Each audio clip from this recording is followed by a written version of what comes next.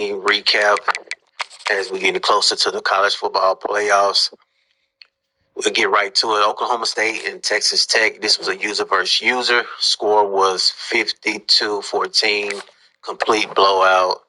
Oklahoma State threw three TDs, 1 interceptions, 2 sacks. Texas Tech quarterback threw 2 interceptions, 4 sacks. Couldn't get anything going in the run game or passing. Just complete domination in regards to Oklahoma State. In regards to defense, offense, sacking the quarterback, interceptions. Very, very good game in that one.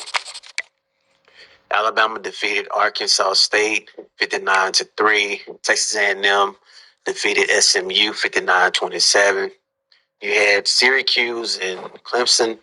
This was a game that I said I was going to go with Syracuse, and they were able to win 21-3. Defense showed up big time for Syracuse. Syracuse is a team that played in the national championship last season. They rushed for over 100-something yards. They're trying to get back into the promised land, man. This is a team that's been playing great football towards the perfect time of the stretch. That's great. That's what it's about, winning right now. Wisconsin wins 56-17. Notre Dame defeated Arizona State 46-34. Colorado defeated Boise State 56-28. USC defeated Washington State 42-14. Penn State and Michigan State, this was definitely a big one right here. I had Penn State to win this game. Michigan State wins. This is probably going to be the thumbnail. This is upset alert right here. Very, very good football game, as you guys can see. High scoring. Turnover battle 1-3. 1-5. That's 1-5 in interceptions. Yeah, 1-5 in turnover battle. That tells us right there. I'm surprised the game was this tight. Both quarterbacks played when the one quarterback played bad. As far as Penn State, Michigan State quarterback played great. Senior quarterback. Rushing was pretty good for Michigan State. Penn State was able to run the ball well. And Michigan State didn't run the ball well. Yeah, they didn't run the ball well. 34 yards and 5-6 turnovers. That just won't do it. Oregon defeated FAU 31-24. Georgia defeated Middle Tennessee 38-7. LSU defeated Arkansas 49-20. Tennessee defeated Kentucky 27-24. UCLA defeated Oregon State 49-13. Texas defeated Iowa State 52-3. This was okay.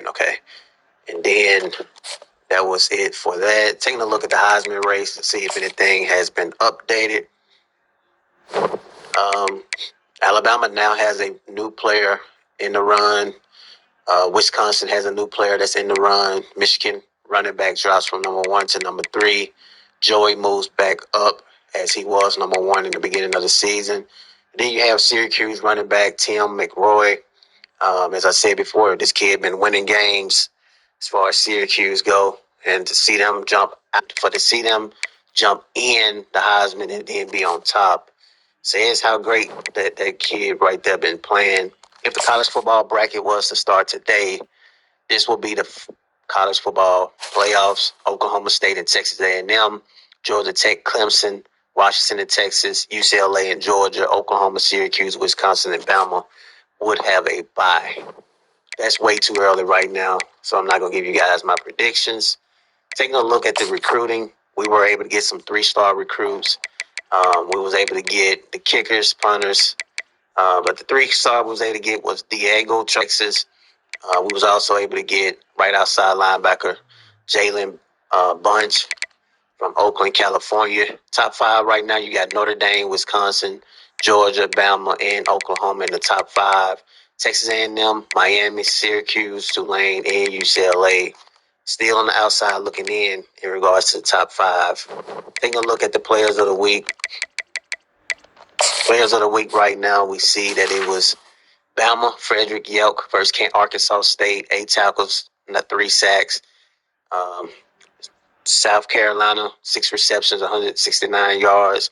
28.2 receiving yards. He also did some things in the run game. 3 carries, 77 rushing yards, 25.7 rushing average. Kid played great. Some great football being played in Week 13. College football top 25 right now: Syracuse, Texas A&M, Bama, Texas, and Georgia.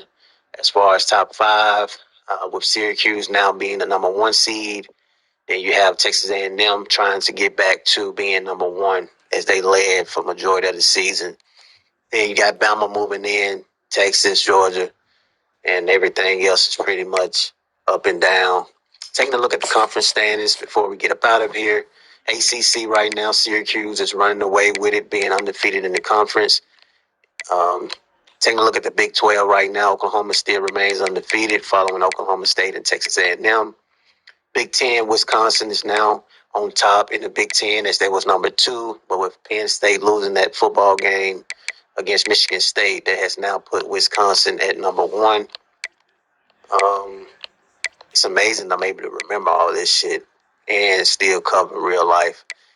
Washington, Notre Dame, UCLA are your top 3 teams right now. With Notre Dame losing to Colorado, that puts UCLA back in the run. UCLA is going to need Notre Dame to lose one. They win out and they can get in. Colorado is pretty much out. I mean, I'm not even looking for us to get in. But if these 2 teams loses for some kind of reason and then we win, we can get in because we beat Notre Dame. But we would need UCLA to lose all of their games because they beat us. But as you guys saw, Washington is undefeated in the conference. Taking a look at the games of the week, Georgia Tech. I'm gonna go Georgia Tech with the upset. LSU and Alabama. I'm gonna go Bama with the win. Texas A&M and UCF. I'm gonna go Texas A&M, Boston College, and Syracuse. I'm gonna go Syracuse for Week 14.